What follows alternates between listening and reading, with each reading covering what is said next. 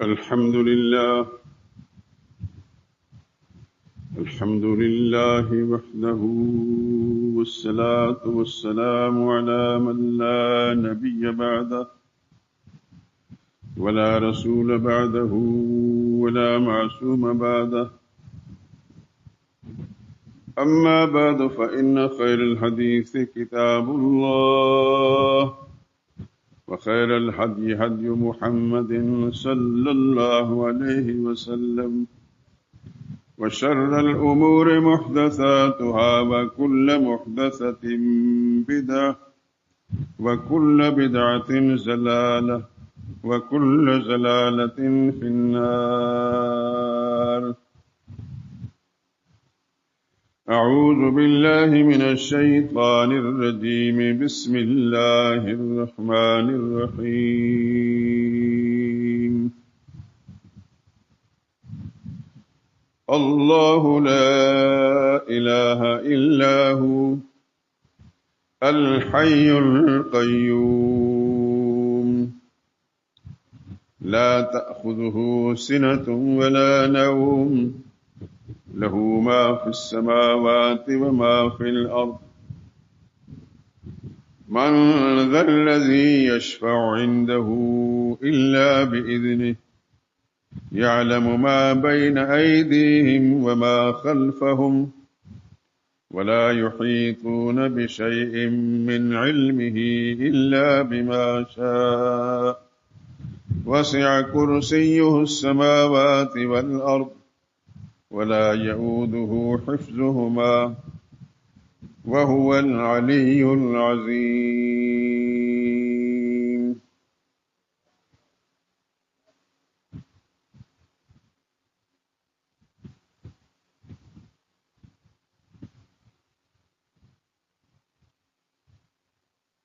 اللہ ہی الہ ہے، یعنی وہ معبود برحق ہے، اس کے سوا کوئی عبادت اور پکار کے لائق نہیں۔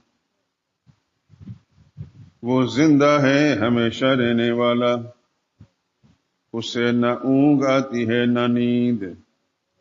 جو کچھ آسمانوں میں اور جو کچھ زمین میں ہے سب اسی کا ہے۔ کون ہے کہ اس کی اجازت کے بغیر اس سے کسی کی سفارش کر سکے؟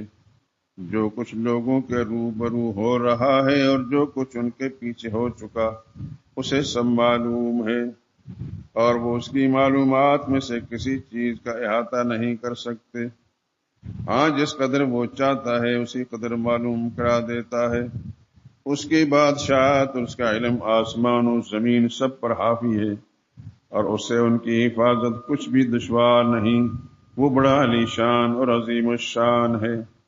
سبحان ربک رب العزت عما یصفون، وسلام علی المرسلین، والحمد للہ رب العالمین۔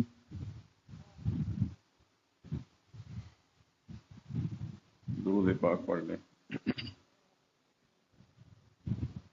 اللہم صل علی محمد وعلی آل محمد، كما صليت على إبراهيم وعلى آل إبراهيم إنك حميد مجيد۔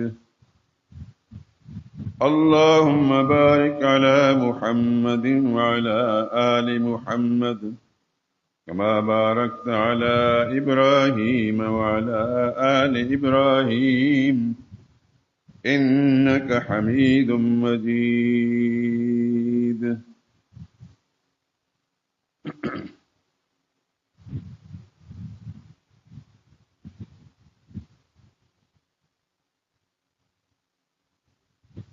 یہ میرا ایمان ہے،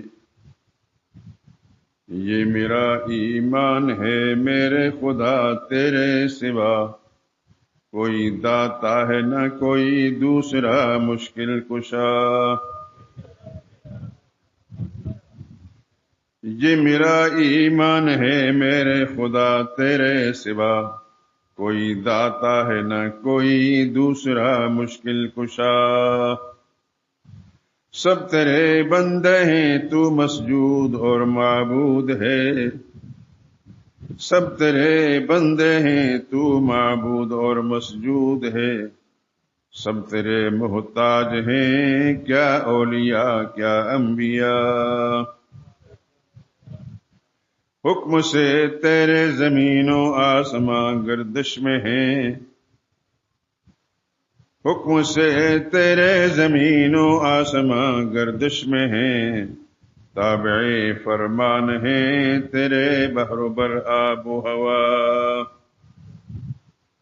ذرہ ذرہ پتا پتا تیری صنعت کا گواہ، بلبل و قمری ہیں تیری حمد میں نغمہ سرا۔ رازق و خلاق و رب المشرقین و مغربین، مقتدر قادر قدیر و مالک روز جزا۔ کون ہے تیرے سوا بندہ نواز و دستگیر، کون ہے تیرے سوا بندہ نواز و دستگیر، تو ہی سنتا ہے شکست شیشہ دل کی صدا۔ تیری حکمت اور مشیت کتنی رنگا رنگ ہے، تیری حکمت اور مشیت کتنی رنگا رنگ ہے، زہر بھی پیدا کیا تریاق بھی پیدا کیا۔ زیب دیتی ہے تجھی کو سروری و برتری، زیب دیتی ہے تجھی کو سروری و برتری، تو سزاوار عبادت تجھ کو سجدہ ہے روا۔ تو جو چاہے ریت کے دودھوں سے ہوں چشمے روا، تو جو چاہے ریت کے دودھوں سے ہو چشمے روا، تو نہ چاہے سانس لے سکتی نہیں موج صبا۔ ذرہ ذرہ کہہ رہا ہے اشہد اللہ الہ، ذرہ ذرہ کہہ رہا ہے اشہد اللہ الہ، پتا پتا کی زباں ہے اور حمد کبریا۔ تو وہ قادر تیری قدرت عرش کرسی کو محیط، تو وہ قادر تیری قدرت عرش کرسی کو محیط، ہے تیری فرما روائی میں ظہور استوا۔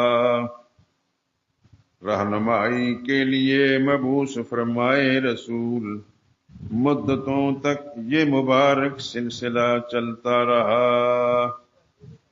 ہو گیا اتمام نعمت، آنے والے آ چکے، ہو گیا اتمام نعمت، آنے والے آ چکے، آخری نقطہ پہ یہ دور نبوت رک گیا۔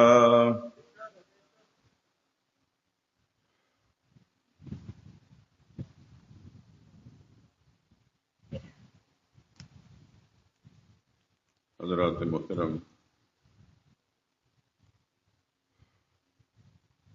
آغاز میں جو آیت کریمہ تلاوت کی ہے وہ یقیناً آپ سب کو معلوم بھی ہے، اور یقین گمان غالب یہ ہے کہ آپ کو یاد بھی ہوگی، اور یہ بات اس لیے میں کہہ رہا ہوں کہ ہم بچپن سے یہ سنتے بھی آئے اور کتابوں میں پڑھتے بھی کہ سارے قرآن کریم میں سب سے زیادہ افضل برتر اعلیٰ جو آیت ہے وہ یہ آیت ہے جو آیت کرسی کے نام سے معروف۔ 10 جملے ہیں اس کے اور ایک ہی آیت ہے، اور ان جملوں کے ترجمے آپ نے سنے تو سنتے وقت آپ نے یقیناً یہ غور فرمایا ہوگا کہ اس آیت کریمہ کو یہ جو رتبہ ملا ہے، اس کے اندر ایک ایک جملہ جو ہے وہ ایک مستقل علم ہے۔ اگر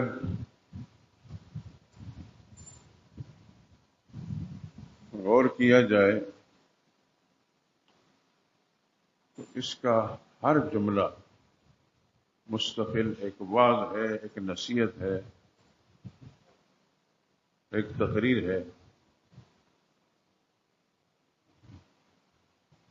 خالق کائنات نے اس سورہ مبارکہ کو اور اللہ کے پاک پیغمبر صلی اللہ علیہ وسلم نے اس کی وضاحت کے لیے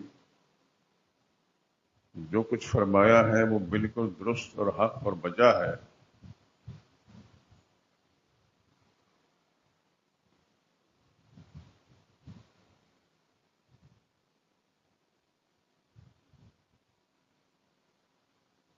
شاید ہی ہمارے مسلمانوں میں مرد و زن میں کوئی ایسا فرد ہو جسے یہ آیت الکرسی یاد نہ ہو یا اس کے معنی اور مطلب سے وہ آگاہ نہ ہو۔ یقیناً آپ حضرات جن سے میں مخاطب ہوں، آپ کو بھی یہ یاد ہوگی، آپ کے گھروں کے اندر، آپ کے حلقوں میں، آپ کے عزیزوں میں، آپ کے شاگردوں میں، حتیٰ کہ آپ کے کاروباری ملازموں میں آپ کے علم میں ہوگا کہ یہ آیت مسلمانوں کو یاد ہے۔ یہ جملہ جو میں بول رہا ہوں یہ ایک قسم کی ترغیب دے رہا ہوں کہ یہ ہر مسلمان کو یاد ہونی چاہیے، کوئی مشکل نہیں ہے، ایک آیت ہے۔ آخر وہ بھی تو خوش نصیب لوگ ہیں جنہیں پورا قرآن کریم یاد ہے، اور ایک دن نہیں برسوں سے یاد ہے، اور پھر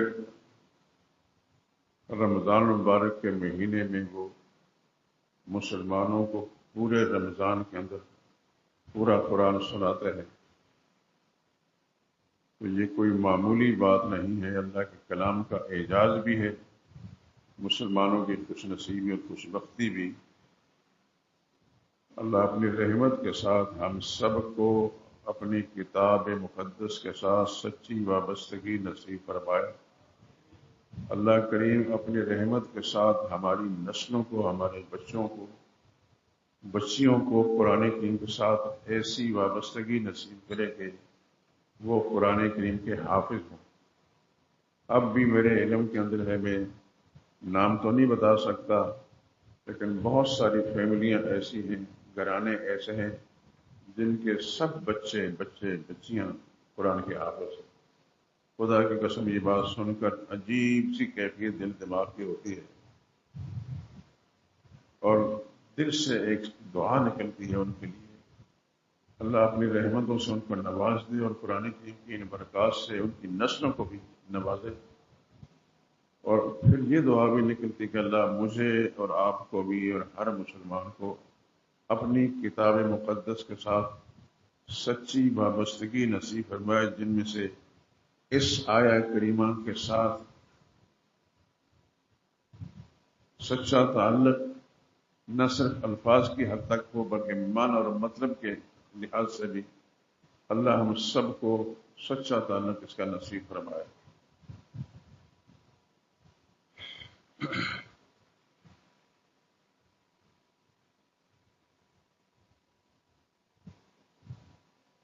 اس آیہ کریمہ کا جو پہلا جملہ ہے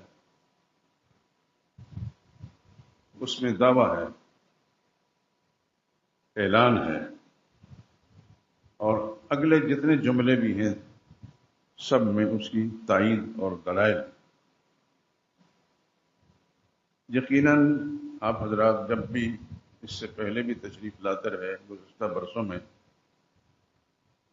ہر سال اللہ کی توفیق سے رمضان کا مہینہ خاص طور پر اس کام کے لیے مخصوص ہوتا ہے، لیکن اس کو میں شروع رمضان سے پہلے کرتا ہوں۔ جہاں تک مجھے یاد پڑتا ہے، جب سے میں یہاں آیا ہوں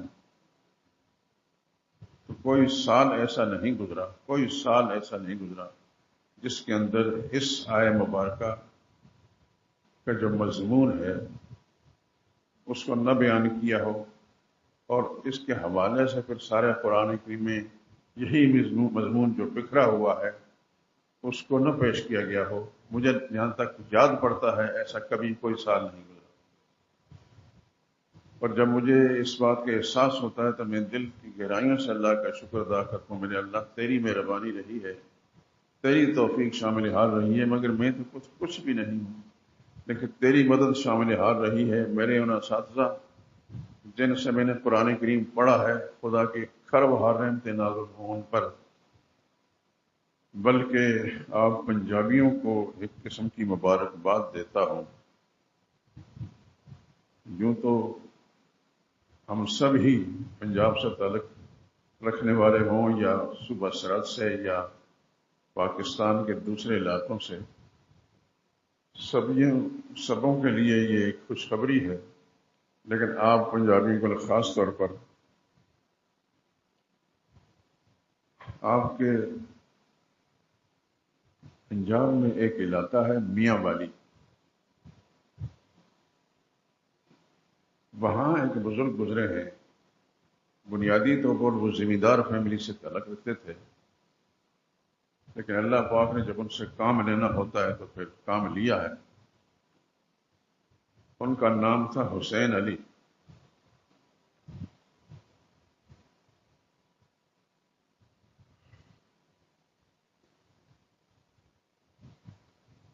میرے سب اساتذہ سوائے لاہور کے اساتذہ کے، دوسرے علاقوں کے جتنے بھی اساتذہ سب انہی کے شاگرد تھے۔ میں افسوس کہ میں ان کو دیکھ نہیں سکا، میں زیارت نہیں کر سکا، کیونکہ شاید وہ میری پیدائش سے بھی پہلے ہی فوت ہو گئے، لیکن میرے اساتذہ، آپ نے بار بار ایک نام سنا ہوگا، شیخ القرآن مولانا غلام اللہ خان، خدا کی کھرب و رحمت نازل ہو ان پر، اور پھر ان کے شاگرد، ان کے ساتھی، وہ سب کے سب مولانا حسین علی رحمۃ اللہ تعالیٰ کے شاگرد تھے۔ میں اچانک میرے دل میں خیال آیا کہ میں حضرت شیخ القرآن رحمہ اللہ کی زبان سے نکلے ہوئے جو جملے ہیں وہ آپ کو سنا دوں۔ فرماتے ہیں کہ میں ساری کتابیں پڑھ کر ایک کتاب حدیث پاک کی ابو داؤد شریف پڑھنے کے لیے کسی کے کہنے پر میں میاں والی گیا، مولانا حسین صاحب رحمۃ اللہ تعالی، تو میرے ساتھ 2-3 طالب علم اور بھی تھے۔ کہتے ہیں ہم گئے تو مولانا حسین صاحب رحمۃ اللہ تعالی عجیب انسان، نام آپ سن رہے ہیں، میں بول رہا ہوں، لیکن میرے علم میں جو کچھ ان کے بارے میں ہے کچھ بتا نہیں سکتا کہ کیا چیز تھی۔ حضرت شیخ فرماتے ہیں کہ جب ہم گئے تو انہوں نے پوچھا کہ کہاں سے آئے، اور انہوں نے بتایا کہ میں گجرات کے پاس ایک مدرسہ تھا، اب نہیں ہے، وہاں پر طرح ساری کتابیں پڑھی ہیں، صرف ابو داؤد شریف آپ کے پاس پڑھنے آئے۔ مولانا حسین علی صاحب رحمۃ اللہ تعالی نے اپنی پنجابی زبان میں کہا، اللہ راضی تھی وے قرآن بھی پڑھ گھنو چا۔ آپ تو مجھ سے زیادہ سمجھتے ہوں گے اس پنجابی زبان کو، لیکن میں نے چونکہ ان کو زبان سے سنا ہے تو بھولا نہیں، اللہ راضی تھی وے قرآن بھی پڑھ گھنو چا۔ حضرت شیخ القرآن رحمہ اللہ فرماتے ہیں کہ ہمارے دل میں اس وقت تک اس کی کوئی اہمیت نہیں تھی۔ ہم نے یہ عرض کی حضرت، ہم نے جلالین اور بیضاوی پڑھی ہے۔ جلالین اور بیضاوی 2 تفسیریں ہیں۔ جلالین علامہ جلال الدین سیوطی کی طرف منسوب ہے اور بیضاوی قاضی بیضاوی کی طرف، دونوں عربی زبان کے اندر ہیں، کچھ میں نے بھی پڑھی ہیں، تفصیلات میں نہیں جانا چاہتا، نہ آپ کا وقت ضائع کرنا چاہتا۔ حضرت شیخ کہتے ہیں ہمارے ذہن میں یہ ایک بات راسخ تھی کہ جلالین اور بیضاوی پڑھ لینے والے آدمی کو مزید ترجمہ پڑھنے کی کیا ضرورت ہے۔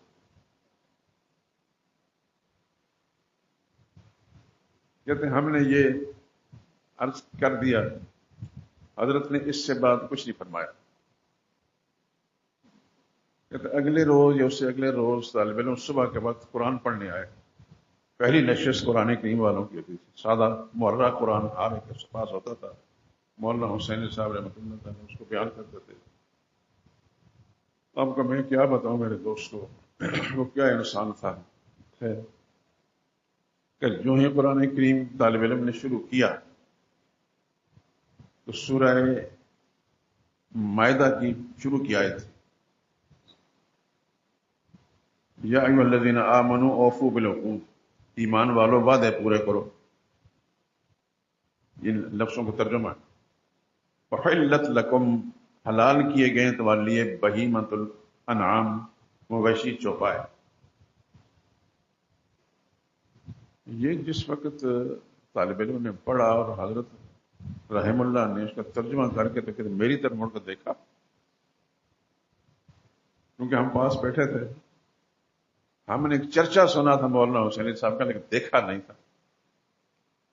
ہماری طرف پڑھ کر دیکھنے فرمایا مولوی صاحب اللہ پاک کی فرمائندے ان پہ، مومنو وعدے پورے کرو ڈنگر حلال نے. دونوں کا آپس میں ترجمہ سادہ لفظوں میں یہی ترجمہ بنتا ہے. مومنو وعدے پورے کرو ڈنگر حلال نے. تو تھوڑی بیزاوی نے اور جلالین والے نے کی فرمایا.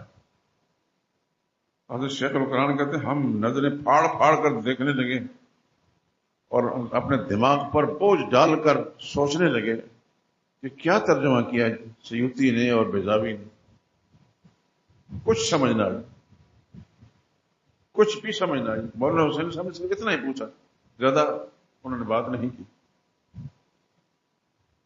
کچھ جواب جب ہم نہ دے سکے تو ذہن کے اندر ایک عجیب سا،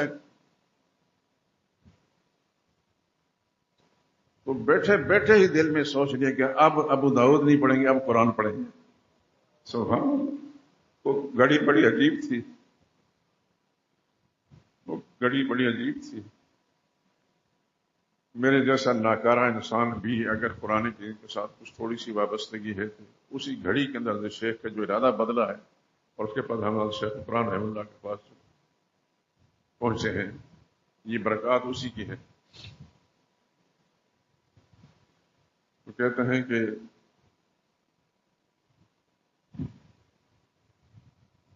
ہم نے اس وقت کچھ نہ کہا، لیکن اس سے ایک دن پہلے کی بات وہ میں سنانا بھول چکا. 3 دن تک یہ حضرت شیخ کہتے ہیں میرے ساتھی اور میں وہاں بچرا میں حضرت کے پاس رہے اور حضرت نے فرمایا قرآن پڑھ گنو چاہ، تو ہم نے کہا کہ ہم نے جلالین بیزاوی پڑھی ہے. 3 دن تک جب ہمارے سبق نہ ہوا تو وہ داؤد نہ پڑھائے گا تو ہم اپنا بوریا بستر گول کر کے چلنے لگے. ہم جب جانے لگے تو ایک طالب علم نے جا کر حضرت مولانا حسین صاحب رحمۃ اللہ کو اطلاع دے دی کہ وہ طالب علم وہ جا رہے ہیں. مولانا حسین صاحب رحمۃ اللہ تعالی جلدی جلدی تشریف لائے اور آ کر کہا بھائی مت جاؤ، قرآن نہیں پڑھتے تو نہ پڑھو، ابو داؤد ہی پڑھ لو. جاؤ نا، جاؤ نا.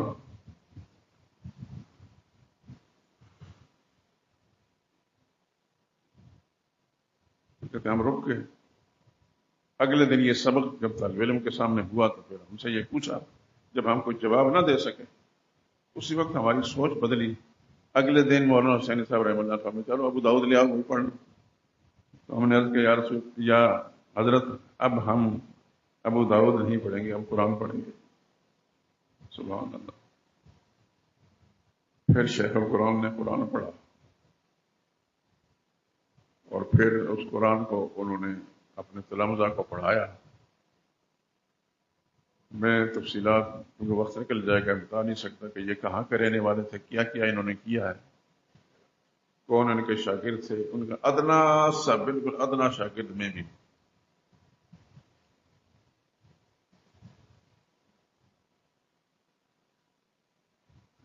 1968 میں جب پنجاب میں آیا ہوں، قلعہ دار سنگھ میں 66-67 قلعہ دار سنگھ میں رہا اور 68 میں پنڈی میں حضرت شیخ القرآن رحمۃ اللہ کے پاس گئے.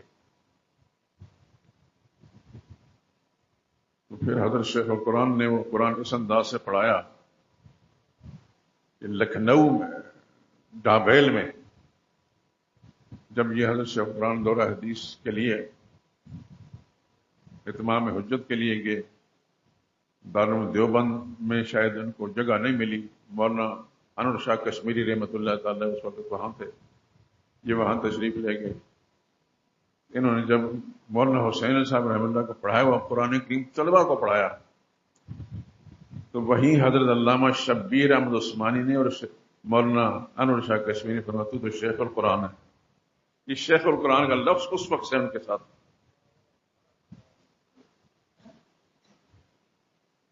ہزاروں انسان پاکستان کے اور پاکستان سے باہر کے، مگر بنگال کے بھی ہیں، اس وقت عراق کے لوگ بھی آیا کرتے تھے، ترکی کے لوگ بھی آیا کرتے تھے، یہ سب کے سب شیخ القرآن رحمۃ اللہ سے پنڈی میں قرآن پڑھا۔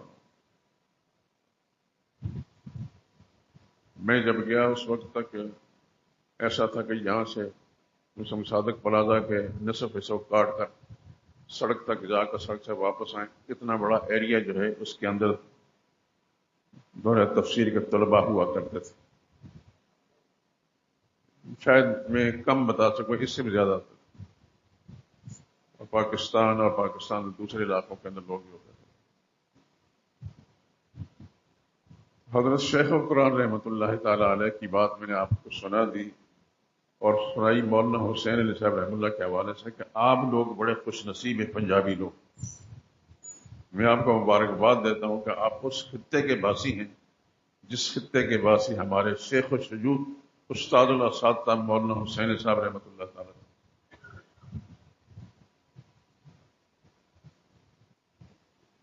کچھ چیزیں ایسی میرے ذہن میں گرز کر رہی ہیں کہ میں دل کرتا کہ میں آپ کو سنا دوں، لیکن یہ ذہن میں رکھیں کہ اگر میں زندہ رہا تو یہ کام شروع کر دیا ہے، یہ انشاءاللہ جب تک کام مکمل نہیں ہوگا اس کو چھوڑوں گا انشاءاللہ رضی۔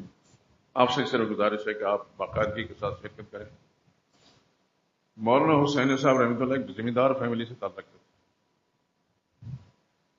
ابتدا انہوں نے کہاں سے پڑھا کوئی تفصیلات کا علم نہیں، لیکن میاں والی کے اندر نواب ٹائپ کے لوگ اور ذمہ دار ٹائپ کے لوگ بڑے بڑے جو ہیں وہ اس طرح کے علماء کو پسند نہیں کرتے، کیونکہ یہ ذمہ دار انسان تھے، تو ان کا وہاں بچنا ایک جگہ ہے، وہاں بچنا میں ان کی اپنی زمینیں تھیں، وہاں کر انہوں نے ڈیرا لگایا، میں گیا ہوں وہاں بچا ہوں۔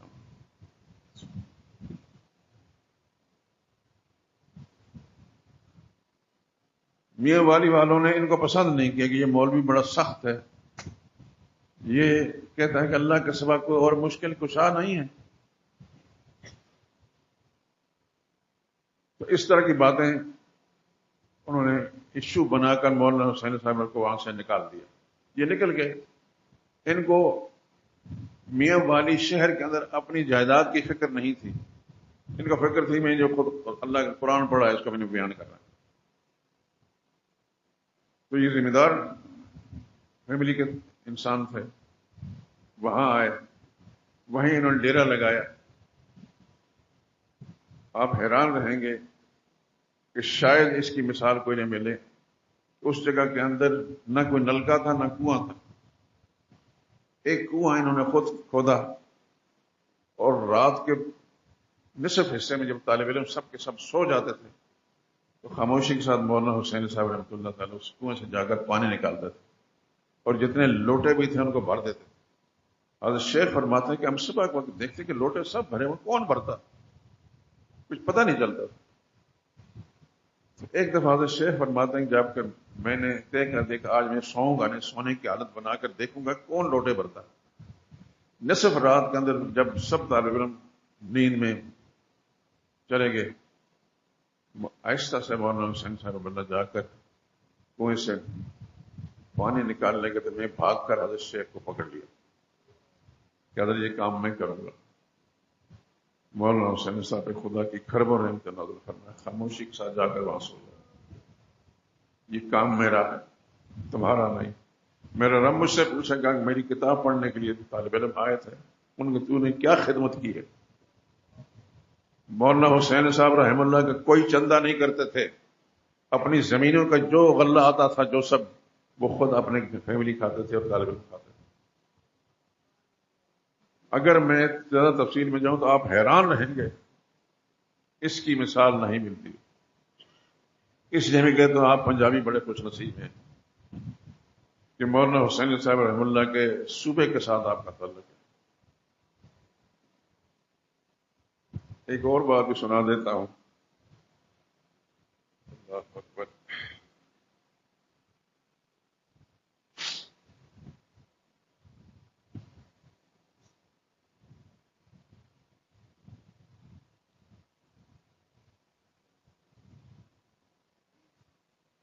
ایک فیملی تھی زمینداروں کی. آپ جانتے ہیں زمینداروں میں کتنا کی آکڑ ہوتا ہے. مولانا حسین صاحب رحمۃ اللہ تعالیٰ کی زمین کے ساتھ ان کی زمین تھی. ان کے زمین کا کچھ حصہ انہوں نے قبضے میں کر لیا. اب یہ لڑائی جھگڑے والے تو تھے نہیں، اللہ والے لوگ تھے.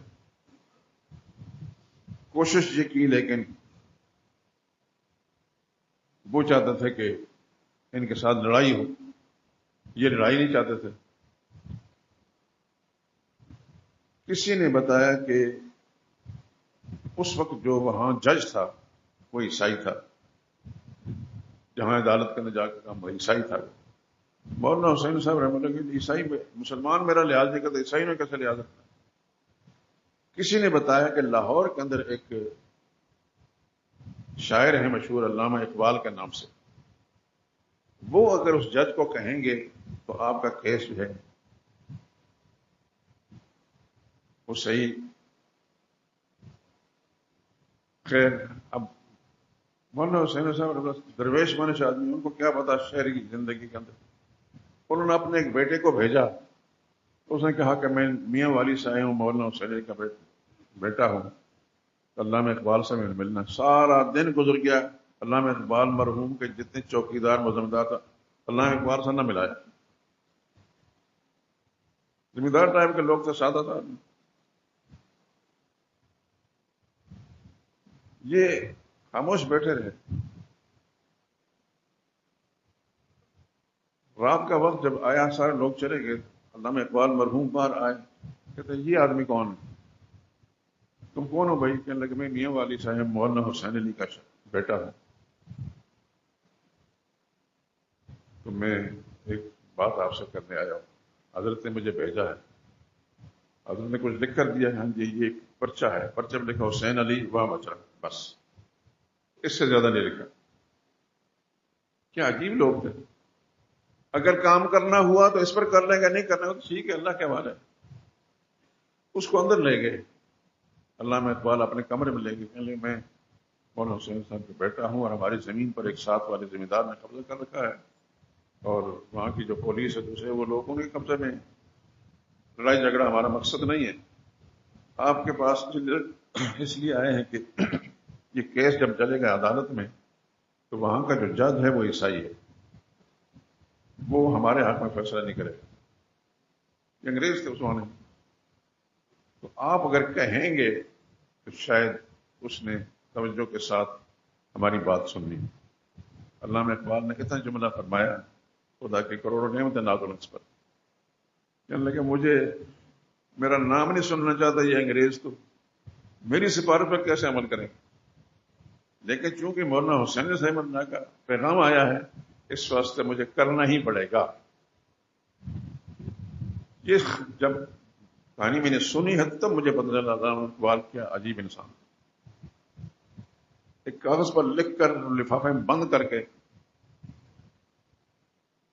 اس جج کے لیے بھیجا. اچھا پہلی بات میں بھول گیا، مولانا حسین صاحب کے نام کا ایک رکا ان کے بیٹے نے دیا، حسین علی وہاں بچا. علامہ اقبال مرحوم نے دیکھا تو اس کو چوما اور سر پر رکھا، جو ان کے بیٹے نے بتایا، چوم کر سر پر رکھا. علامہ اقبال نے جو کچھ لکھا اس جج کے لیے کاغذ میں بند تھا، ان کو کچھ پتا نہیں تھا. جس وقت عدالت وہ تاریخ مقرر تھی اس میں آئے جس وقت تو یہ رکا ان کے سامنے رکھ دیا. اس جج نے اس کو کھول کر دیکھا علامہ اقبال کا نام، اس نے بھی چوما اور سر پر رکھ دیا. تب پتہ چلا کہتے کہ یہ علامہ اقبال کیا چیز ہے. پھر انہوں نے غور سے سارے کیس کو سنا اور پتہ چلا کہ وہ آدمی جعلی مالک بنا ہوا ہے، ان کی زمین جو ہے آزاد کر دی گئی۔ پھر میں کیا کیا کہانیاں آپ کو سناؤں۔ مولانا حسین صاحب رحمۃ اللہ تعالی علیہ یہاں پاکستان کے اندر، اس وقت پاکستان تو تھا نہیں، اس خطے میں پڑھنے کے بعد علماء سے ہندوستان چلے گئے۔ گنگو ہندوستان میں یو پی میں ایک علاقہ ہے گنگو، وہاں ایک بزرگ تھے مولانا رشید احمد گنگو ہی، نام تو آپ نے سنا ہی ہوگا۔ وہ حدیث کے بڑے ماہر تھے، حدیث پڑھنے چلے گئے۔ وہاں جب گئے تو ان کے پاس طالب علم سارے پورے تھے۔ تو حضرت گنگوئی نے فرمایا کہ مولوی صاحب اور پنجابی مولوی صاحب، یہاں تو میرے پاس طالب علم پورے ہو گئے، آپ ایسا کہ دہلی چلے جائیں، وہاں کوئی بزرگ۔ مولانا حسین صاحب نے فرمایا کہ حضرت میں تو یہیں کے لیے آیا ہوں، جو آپ فرمائیں گے وہ کروں گا میں، لیکن رہوں گا یہیں۔ انہوں نے فرمایا نہ تو کمرے ہیں میرے پاس، نہ کھانے کا انتظام ہے، طالب علموں کے لیے جتنا کچھ تھا وہ سب کچھ ہے، ان کو حوالے کر دیا، نہ میرے پاس کتاب ہے، جتنی کتابیں تھیں وہ سب طالب علموں کو دے دی۔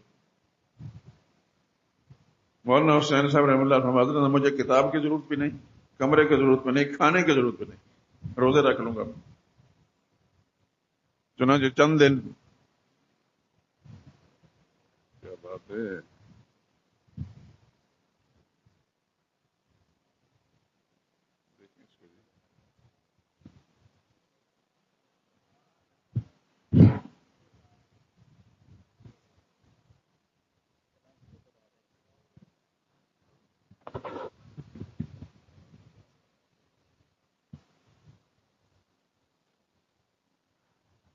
مولانا حسین صاحب رحمۃ اللہ تعالی کو انہوں نے فرمایا کہ آپ فکر نہ کریں، آپ یہاں مسجد میں لیٹ جانا، کوئی بات نہیں، روزہ رکھتے رہے۔ محلے میں ایک خاتون تھی، ان کو کس طرح پتہ چلا کہ پنجاب سے ایک مولوی صاحب حدیث پڑھنے آئے ہیں، کھانے کا انتظام نہیں ہے۔ اس خاتون نے ان سے رابطہ کیا۔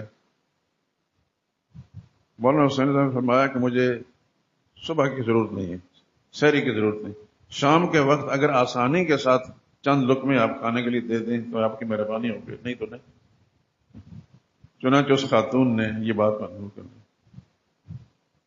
اگلی بات جو اصل بات ہے، سبق، ان کے پاس کتاب نہیں تھی، ہر طالب علم کے پاس کتاب ہے، یہ طالب علم کے پاس کھڑے ہو کر تو اسے دیکھتے ہیں۔ ایک دن مولانا گنگوہی رحم اللہ نے پوچھ لیا مولوی صاحب، اور پنجابی مولوی صاحب کو بات سمجھ میں آ رہی ہے؟ تو انہوں نے فرمایا ہاں سمجھ آ رہی ہے حضرت۔ انہوں نے کوئی بات پوچھی کسی حدیث کے بارے میں، انہوں نے سب کچھ بیان کر دیا۔ حضرت گنگوہی رحم اللہ حیران ہو گئے کہ طالب علم کے پاس کتاب بھی نہیں، رات کا مطالعہ بھی نہیں کر رہا، اور یہ جن کے پاس کتابیں ہیں ان سے جب پوچھتا ہوں ان کو اتنا پتہ نہیں جس کو جتنا پتہ ہے۔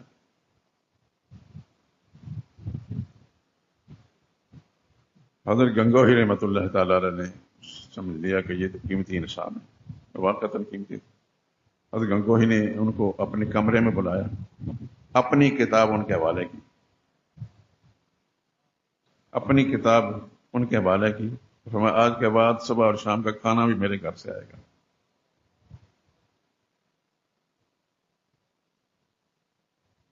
میں کیا کیا بتاؤں میرے دوستو، یہ قرآن کریم، یہ آیت اس کے حوالے سے میں آپ حضرات سے گفتگو کر رہا ہوں، انشاءاللہ تفصیلاً گفتگو ہوگی، اور انہوں نے قرآن کریم کو جس انداز سے سمجھایا ہے، میرے جیسے نابکار اور ناکارہ آدمی کو تھوڑا بہت سمجھ میں آیا تو آپ حضرات تک منتقل کروں گا انشاءاللہ۔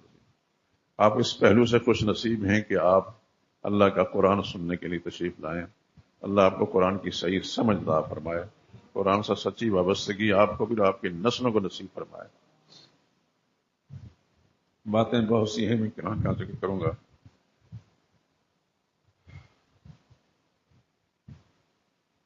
یہ قرآن حکیم کی ایک آیت ہے، آیت الکرسی کے نام سے مشہور، اور آپ حضرات سے میں گزارش کروں گا کہ اس کو یاد رکھیں، یاد کر لیں، کوئی مشکل نہیں۔ پورا قرآن کریم اگر یاد نہیں کر سکتے تو آیت کرسی ضرور یاد کر لیں، بڑا اس کا اجر ہے، بہت بڑا مقام ہے اس آیت کا۔ اس کے 10 جملے ہیں۔ اللہ لا الہ الا ہو، یہ پہلا جملہ، میں سارے سناتا ہوں۔ الحی القیوم، دوسرا، لا تأخذہ سنۃ ولا نوم، لہ ما فی السماوات وما فی الارض، من ذا الذی یشفع عنده الا بإذنہ، يعلم ما بين أيديهم وما خلفهم ولا يحيطون بشيء من علمه إلا بما شاء، وسع كرسيه السماوات والأرض ولا يؤوده حفظهما وهو العلي العظيم۔ آپ نے گن لیے ہوں گے 10 جملے، میں صرف لفظی ترجمہ سناتا ہوں، پھر اس کے بعد اگلی بات کر۔ اللہ ہی الہ ہے اور کوئی الہ نہیں، الحی وہ زندہ ہے، القیوم ساری دنیا کو تھامنے سنبھالنے والا ہے، لہو ما فی السماوات وما فی الارض، اسی کا ہے جو کچھ آسمانوں میں ہے اور اسی کا ہے جو کچھ زمین میں ہے، اس سب کا مالک وہی ہے۔ من ذا الذی یشفع عنده الا باذنہ، کون ہے ایسا جو اللہ کے سامنے کسی کی سفارش کر کے اس کو چھڑا سکے، بچا سکے؟ ہاں، اللہ کی طرف سے کسی کے لیے اجازت ہوگی تو ٹھیک۔ یعلم ما بین ایدیہم وما خلفہم، اللہ ہی جانتا ہے جو مخلوق کے روبرو ہو رہا ہے سب کے سامنے، وما خلفہم جو ان کے پیچھے ہو چکا ہے اس کو بھی اللہ ہی جانتا ہے۔ ولا يحيطون بشيء من علمه الا بما شاء، سارے کے سارے اگلے پچھلے مل کر بھی اللہ کے علم کا احاطہ نہیں کر سکتے، اتنا ہی کر سکتے ہیں جتنا اللہ چاہتا ہے۔ وسع کرسیہ السماوات والارض، اس کی کرسی یعنی اس کا اقتدار آسمان و زمین پر حاوی ہے، آسمانوں میں بھی اسی کا اختیار چلتا ہے، زمین میں بھی اسی کا اختیار چلتا ہے، کوئی دوسرا اختیار کا مالک نہیں۔ ولا یعودہ حفظہما، اور اللہ کو آسمان و زمین کی حفاظت کوئی دشوار نہیں، آسمانوں کو بھی وہ اسی نے پیدا کیا، وہی قائم رکھا ہوا ہے، زمین کو بھی اسی نے بنایا، اسی نے قائم رکھا ہوا ہے۔ وَهُوَ الْعَلِيُّ، وہی سب سے برتر ہے، العظیم عظمت والا ہے۔ یہ 10 جملے آپ نے دیکھ لیے اس آیت کریمہ کے، لیکن اس کے اندر خزانے ہیں خدا کا قسم، اللہ کی ساری توحید اس کے اندر ہے۔ دھیان سے میری بات کو سنیں،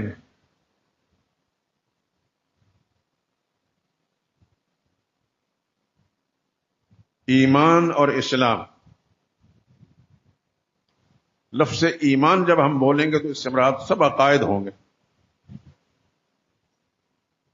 عقیدہ توحید ہے، اللہ کی وحدانیت کا مسئلہ ہے، انبیاء کرام علیہ السلام میں ایمان کا مسئلہ ہے،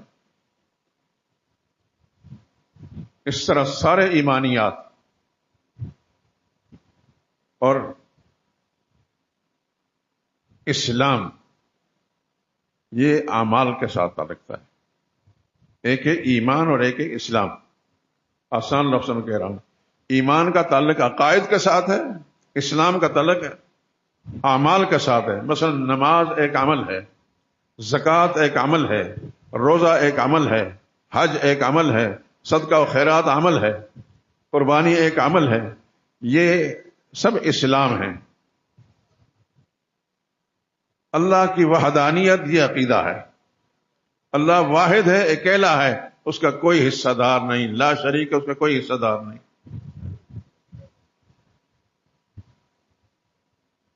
اللہ اپنی ذات میں، اپنے صفات میں، اپنے اختیارات میں واحد لا شریک ہے، کوئی اس کا حصہ دار نہیں.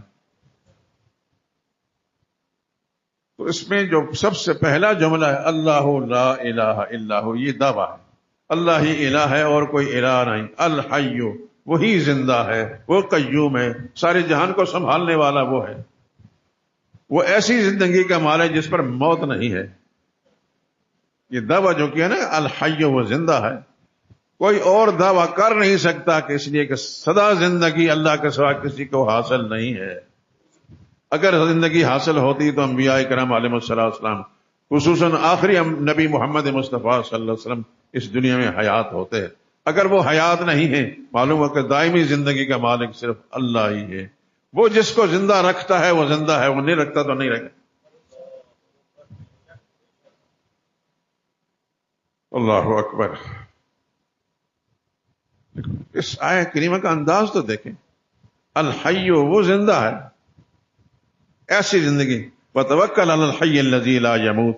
اللہ نے قرآن میں بھروسہ کر اس زندہ پر، لا یموت، جس پر موت نہیں.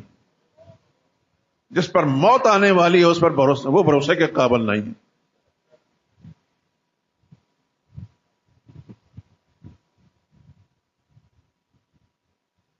اور قیوم اسے کہتے ہیں قائم بے نفس ہی، خود بھی قائم ہے، اس کو کوئی سنبھالنے والا نہیں، لیکن وہ ساری کائنات کو سنبھالنے والا ہے. زمین کس نے بنائی ہے؟ اللہ نے. زمین کس نے سنبھال رکھی ہے؟ اللہ ہی نے. اللہ اکبر، اللہ اکبر. آسمان کس نے بنائے ہیں؟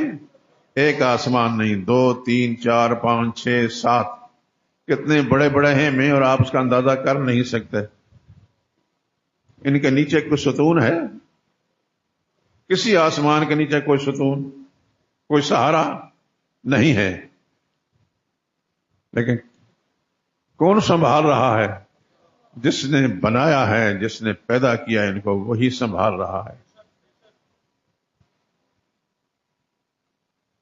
اگر یہ چیزیں مسلمان کو سمجھ میں آ جائیں تو خدا کی قسم مسلمان کبھی شرک نہیں کر سکتا. بدقسمتی ہماری یہ ہے کہ آج ہم پاکستان جیسے ملک کے اندر مسلمان کہلاتے ہیں، اللہ اس کے رسول پر ایمان کے دعوے دار ہیں،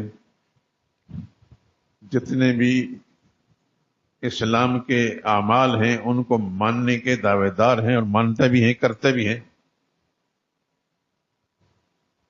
لیکن ہم لوگ، ہمارے اندر ایسے لوگ بھی موجود ہیں جو اللہ کو ماننے کے دعوے دار ہونے کے باوجود اللہ کے مخلوق کو اختیار کا مالک سمجھتے ہیں، نفع اور نقصان کا مالک سمجھتے ہیں. یہ بتائیں کہ اللہ کے سوا کوئی نفع اور نقصان کا مالک ہے؟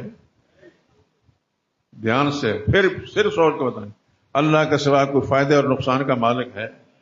نہیں ہے، نہیں ہے، نہیں ہے، بالکل نہیں ہے.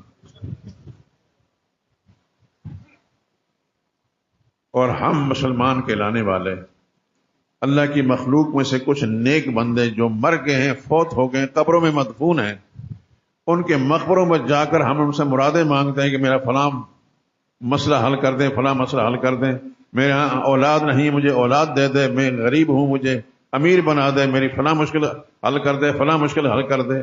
یہ آج کے اس پاکستان جیسے ملک کے اندر ہمارا مسلمان بھائی ایک مرے ہوئے انسان، فوت شدہ انسان جو ہے، اس سے یہ مرادیں نہیں مانگتا، اور اس کو یہ پتا نہیں کہ میرا رب زندہ ہے،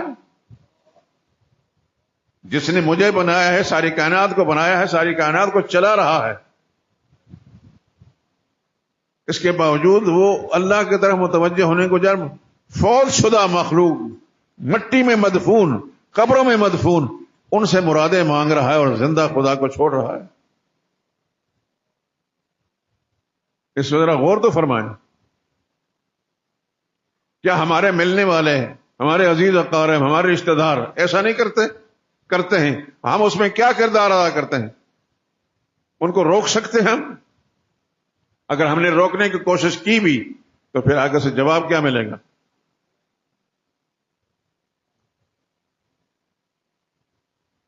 ہمیں گستاخ، ولیوں کا منکر، گستاخ، بے ادب، اللہ جانے کیا کیا القاب دیں گے.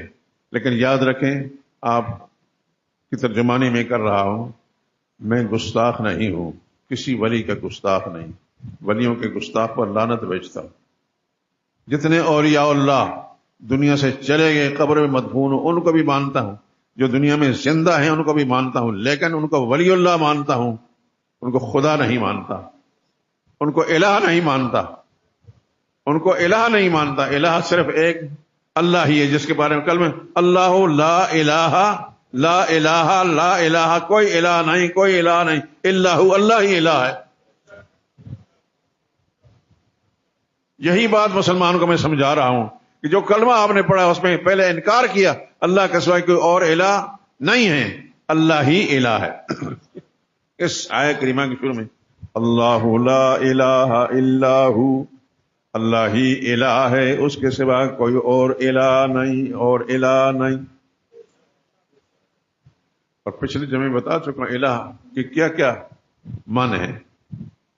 آسمانوں کو پیدا کرنے والا الہ ہے، زمینوں کو بنانے والا الہ ہے، بارش برسانے والا الہ ہے، زمین میں پیداوار انسانی ضرورتوں کے لیے پیدا کرنے والا الہ ہے۔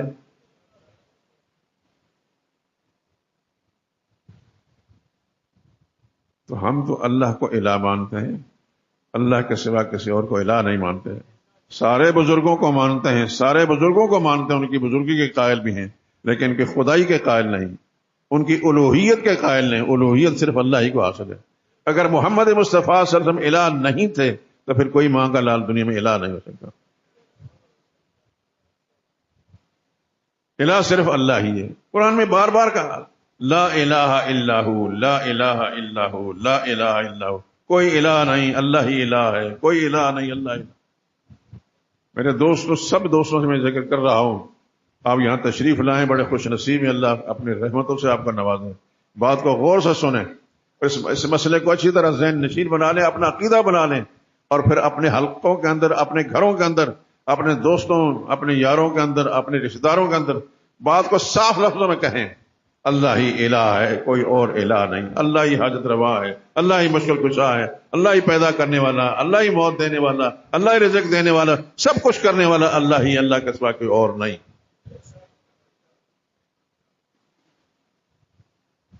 اس کو اگر کوئی شخص کہتا ہے یہ بزرگوں کی گستاخی ہے تو میں یہ کہہ سکتا خدا اس کو عقل دے۔ میں پہلے کہہ چکا ہوں کسی بزرگ کا گستاخ کرنے والے پر میں لعنت بھیجتا ہوں۔ بزرگ فوت شدہ ہے اس کی گستاخی بھی نہیں کرنی، زندہ ہے اس کی گستاخی بھی نہیں کرنی، یہ سب اللہ کا نیک بندے ہیں، لیکن یہ مختار کل نہیں، اختیار کا مالک صرف اللہ ہے، اللہ کے بندے ہیں، یہ خدائی اختیارات کے مالک نہیں، اللہ کے بندے ہیں۔ اگر اس دعوے کو کہ اللہ کے بندے ہیں، خدا اختیار، اگر کوئی شخص یہ گستاخی ہے تو اس کی سوچ ہے۔ ہمارے تو دماغ کے آخری کونے کے اندر بھی کسی بزرگ کی، کسی ولی کی گستاخی کا تصور موجود نہیں۔ میں کھلے لفظوں میں کہتا ہوں کسی زندہ بزرگ یا فوت شدہ بزرگ اس کی گستاخی کرنے والے پر خدا کی لعنت بھیجتا ہوں۔ میں شروع میں جب آیا تو یہاں دائیں بائیں جو قبر پرست اور قبر پرستی کے دعوے دار جو مولوی صاحبان تھے وہ مجھے پتہ نہیں کیا کیا القابات یاد کر رہے، یہ گستاخ ہے، یہ وہابی ہے، یہ فلاں ہے، یہ فلاں ہے۔ میں نے کسی کا کوئی جواب نہیں دیا۔ اس کو جواب دینے کی بجائے میں اپنے مسلمان بھائیوں پر محنت کر کے ان کے عقیدہ کیوں نہ بناؤں؟ یہ ساری باتیں ہوتی رہیں۔ مجھے ایک دفعہ رکا لگا کسی صاحب نے، آپ بڑے ڈھیٹ آدمی ہو، مجھے کہا کہ فلاں آدمی فلاں مولوی آپ کو ہر جمعے میں گالیاں دیتے اور آپ کوئی جواب نہیں دیتے۔ میں نے نرمی سے کہا، میں نے کہا آپ کی ہمدردی کا شکریہ، میں گالیوں کے لیے نہیں، میں نے علم حاصل گالیوں کے لیے نہیں کیا تھا۔ اس مسجد کے لوگوں نے مجھے امام رکھا ہے گالیاں دینے کے لیے نہیں۔ مجھے گالیاں دیتا رہے، مجھے کوئی نقصان بھی نہیں اس کا۔ اور پھر آپ حیران رہیں گے، کچھ چیزیں اچانک ذہن میں آ جاتی ہیں۔ یہ ہمارا جو قریب کا علاقہ ہے بیڈن روڈ کا، اس میں سب عورتیں جو ہیں ایک دوسرے کو کہتی ہیں اپنے بچوں کو اس گول مسجد میں نہ بھیجنا، وہاں ایک مولوی آیا، بڑا گستاخ ہے، بڑا بے ادب ہے، اپنے بچوں کو نہ بیچنا پھر یہ مجھے پتہ چلتا رہا. آپ حیران رہیں گے 1.5 سال کے بعد وہی عورتیں جو اپنے بچوں کو، اپنے مالدار عورتوں کو کہتی تھیں بچوں کو گول مسجد نہ بھیجنا، پھر میری تقریریں کیسٹیں منگوا کر ساری عورتوں کو جمع کر کے سنایا کرتی تھی. یہ اللہ کی توفیق سے. میں نے کسی کو گالیاں نہیں دی، اللہ کا قرآن سنا ہے، محمد مصطفیٰ صلی اللہ علیہ وسلم فرمان سنا ہے. بزرگان دین کا میں قائل ہوں، نبیوں کے بعد سب سے بڑے بزرگ صحابہ اکرام ہیں. سیدھے آپ جانتے ہیں اس بات کو. صحابہ سے بڑا بزرگ میں کسی کو نہیں مانتا، ان سے بڑا بزرگ صرف خدا کا پیغمبر ہے علیہ الصلوۃ والسلام. صحابہ کے بعد محدثین ہیں جن کے ذریعے سے ہمیں حدیث پہنچی، یہ اولیاء اللہ تھے. فقہات ہیں جیسے امام ابو حنیفہ رحمہ اللہ، ابو حنیفہ کے شاگرد قاضی ابو یوسف، امام محمد بن حسن شیبانی، امام مالک، امام شافعی، امام احمد بن حنبل، یہ سارے کا سارے اولیاء اللہ تھے. فقیہ تھے اور اولیاء اللہ تھے. ہم ان کی بزرگی کو مانتے ہیں اور جو ان کے ساتھ وابستہ ہیں ان کو بھی سچ مانتے ہیں. اور ان کے بعد جو اللہ کے نیک بندے دنیا میں رہے ہیں ہم ان کی بزرگی کے قائل ہیں، ان کا ادب کرتے ہیں، احترام کرتے ہیں، گالیاں نہیں دیتے، گالی دینے والے کو پسند نہیں کرتے. اس کے لیے یہی دعا کرتے ہیں اللہ اس کو ہدایت دے جو بزرگوں کو گالیاں بکتا ہے. یہ ادب کے لائق لوگ ہیں، ان کی اتباع کی جائے، ان کی پیروی کی جائے، ان کے پیچھے چلا جائے، ان کی ہدایات تعلیمات کو مانا جائے. گالیاں دینے کے لائق نہیں یہ لوگ. لیکن ایک بات پھر کہتا ہوں، یہ سب کے سب انسان تھے، ان کے اندر الوہیت نہیں تھی، خدائی اختیارات کے مالک نہیں تھے. یہ سب انسان تھے اور ان کا انسان ہونے کے لحاظ سے ادب کرنا ہے، احترام کرنا ہے. لیکن یہ کہ ان کے اندر خدائی طاقتیں نہیں تھی. خدائی طاقت صرف اللہ ہی کے پاس ہے.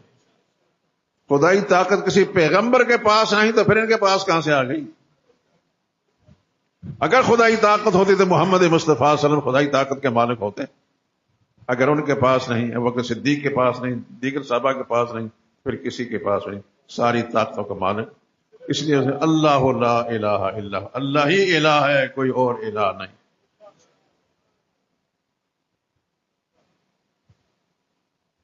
یہی بات آپ حضرات کی گوش گزار کر رہا ہوں. اللہ آپ لوگوں کو سلامت رکھے. لیکن میں یہ گزارش کروں گا کہ اس آیت کریمہ کو یاد کر لیں اور پھر اس کے بعد اس کے معنی اور مطلب پر غور کریں. کچھ اشارے میں دے رہا ہوں آپ کو. اللہ ہی الہ ہے اور کوئی الہ نہیں. الحی، وہ زندہ ہے، ایسی زندگی کہ اس پر موت نہیں ہے. دائمی زندگی کا مالک کون ہے؟ صرف اللہ ہی ہے. اور قیوم، سارے جہان کو سنبھالنے والا، تھامنے والا، یہ کون ہے؟ اللہ ہی ہے. اللہ کے سوا کون ہے؟ لا تأخذہ سنۃ، اس کو اونگ بھی نہیں آتی. یہ وصف کس کی ہے؟ صرف اللہ کی. اور اس کو نیند بھی نہیں آتی. یہ وصف کس کی ہے؟ صرف اللہ کی. اس آیہ کریمہ کے اندر کیا کیا بیان کیا گیا؟ اللہ اکبر، اللہ اکبر. لہو ما فی السماوات ما فی، اسی کا ہے جو کچھ آسمانوں میں. ملائکہ کرام کس کے ہیں؟ کس نے بنائے ہیں؟ کس نے پیدا کیا؟ ان کی تعداد کتنی ہے؟ ما یعلم جنود ربک الا ہو. اللہ خود فرماتے ہیں تیرے رب کے یہ لشکر جو ہے ان کو کوئی نہیں جانتا، کوئی نہیں جانتا. آسمان میں چاند ہے، چمکتا ہے، یہ کس نے بنایا ہے؟ اس کے اندر چمک کس نے پیدا کی؟ ساری کائنات کو روشن کرتا ہے، یہ کس نے بنایا ہے؟ اللہ نے. ستارے کس نے بنائے؟ اللہ نے. ہم کسی ایک چیز کا کچھ اندازہ کر سکتے ہیں کہ خدائی طاقت اور خدائی اختیارات کہاں کہاں تک ہیں؟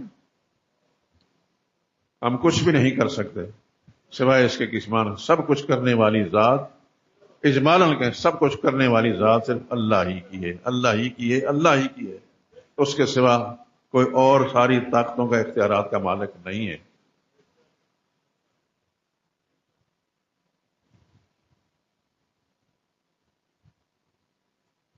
قرآن حکیم کے اندر ابھی میرا بیٹا سورہ حج کی آخری یہ آیتیں سنا رہا تھا. ضرب مثل فاستمعوا له، لوگوں تمہارے سامنے ایک مثال بیان کی جاتی ہے، کان لگا کر سنو. ان الذین تدعون من دون اللہ، جن کو تم اللہ کے سوا حاجت روا سمجھ کر، مشکل کشا سمجھ کر پکارتے ہو، لن یخلقوا ذبابا، ایک مکھی بھی نہیں بنا سکتے. اللہ تیرے سمجھانے پر قربان، کتنے واضح طور پر جن کو تم اختیار کا مالک سمجھتے ہو وہ ایک مکھی بھی نہیں بنا سکتے، ایک مکھی بھی نہیں بنا سکتے. وَلَوْ اجْتَمَعُوا لَهُ، ایک نہیں بنا سکتے، سارے تم سمجھتے ہو سارے مل کر بنائیں گے. اللہ فرماتا سارے مل جائیں، مل کر بھی نہیں بنا سکتے. اتنا واضح اعلان. قرآن کا پڑھنے والا، قرآن کو ماننے والا مسلمان پھر یہ سب کچھ جاننے کے باوجود پھر مرے ہوئے انسان. میں سارے بزرگوں کا قائل ہوں، علی حجویری رحمۃ اللہ تعالی، اللہ کی کروڑوں رحمتیں نازل ہوں، لیکن ہیں تو مرے ہوئے ہیں، فوت شدہ ہیں، ان کے پاس کچھ اختیار ہے. اگر اختیار ہوتا تو اپنے اوپر موت کو روک لیتے. اگر اپنی موت کو نہیں روک سکتے تو پھر ان کی مقبروں پر آنے والوں کی موت کو بھی نہیں روک سکتے، ان کی مصیبتوں کو نہیں روک سکتے. سارے اختیارات کا مالک صرف اور اللہ ہے. تو اس آیت کے اندر لن یخلقوا ذبابا، ایک مکھی بھی نہیں بنا سکتے. دیکھیں قرآن کی آیت کا انداز. ذبابن کا جو دو زبر ہے نا، ذبابن، یہ علماء جانتا ہے، میں بھی ایک طالب علم ہوں. ذبابن کا معنی ایک ہلکی سی چھوٹی سی مکھی بھی نہیں بنا سکتے. یہ تنوین تحقیر کے لیے علماء سمجھتے ہیں اس بات کو.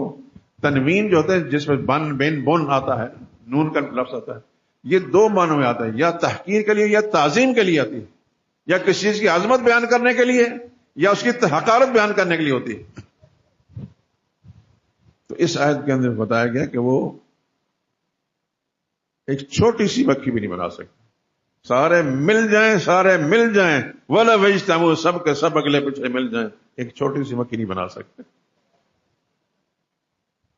اب ہم اللہ کی بات کو تردید کر سکتے ہیں؟ اور پھر ایک مکھی جو ہے، چھوٹی سی مکھی، اس کا وجود، اس کی آنکھیں بھی ہوں گی، اس کے وجود کے اندر آنکھیں بھی ہوں گی، اس کا منہ بھی ہوگا چھوٹا جسے کچھ کھاتی ہے، اس کے وہ پنجے بھی ہو جس سے اڑتی ہے، اور اس کے وہ پیر ہوں گے، پیٹ ہوگا، سب کچھ.